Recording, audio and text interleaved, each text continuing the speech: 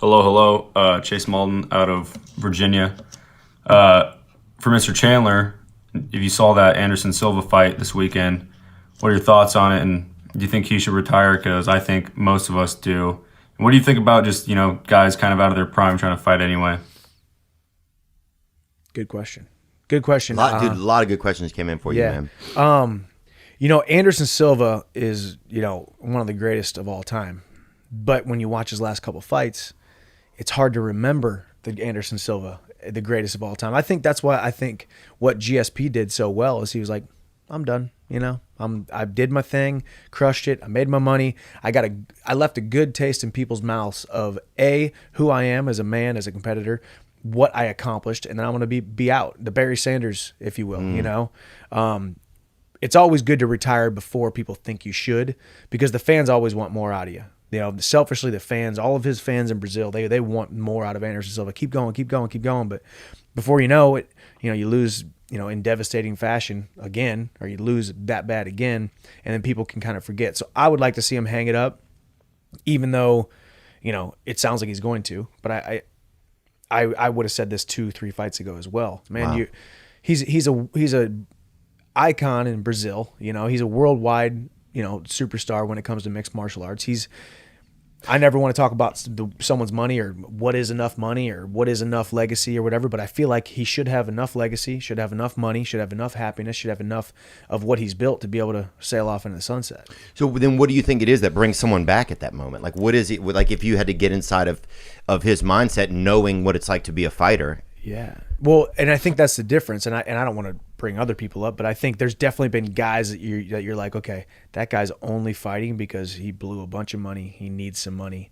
Right. He needs to make a paycheck. Oh, if I was in Brazil, dude, with the drugs and women, I'd have blown it all, dude. You know what I'm saying? Well, I'd have hopped back into the ring on one foot, dude. Man. And that's the thing. But I don't think I right. You're not saying that about him. No, I think Anderson Silva is the guy who just. I bet he's set for life. I could be wrong. Like I said, I don't know the guy personally, but there's a lot of guys where you say that guy right there, I know why he's stepping in the cage tonight. He needs another paycheck. He needs to, like Nick Diaz, you mean?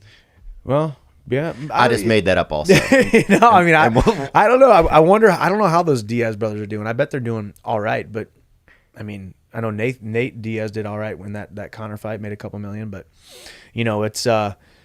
it's tough because I'm going to get to that point eventually, where people are like, dang, it's time to hang it up, but I'm in my mind, in my camp with my coaches, it's something you always have to go back to your family and your coaches, because you're never going to want to quit. You're never going to want to stop unless right. Yeah, that's what I'm getting at. You're never going to want to quit. No, even though like a guy like GSP, I mean, there's him on record saying he hated fighting. Like he would show up to the arena and pray to God that a comet would come down and hit the arena and they would just end his misery. that someone would pull the fire alarm, that there would be a bomb threat, that there would be something where he would just be like, thank God I could go home and don't have to do this. He talked about and documented kind of like the anxiety that the guy went through. And this is one of the greatest of all time, a guy who looked unbeatable at times, Still does. Still, yeah. I mean, I think he could come into the cage right now and at 155, 170 and win the freaking title. 185 possibly, So you never know what's motivating a guy, but you got to go back to your coaches, your closest of kin, your mentors, your family, and then the people around you that know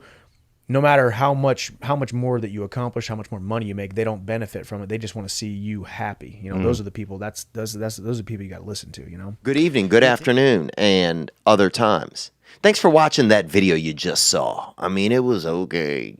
But the next video you could watch could be way better. What if you watch a video right now that changes your life? Well, you could. Watch this one. Or watch this one. Watch this one. Watch this one. Watch this one. Ah!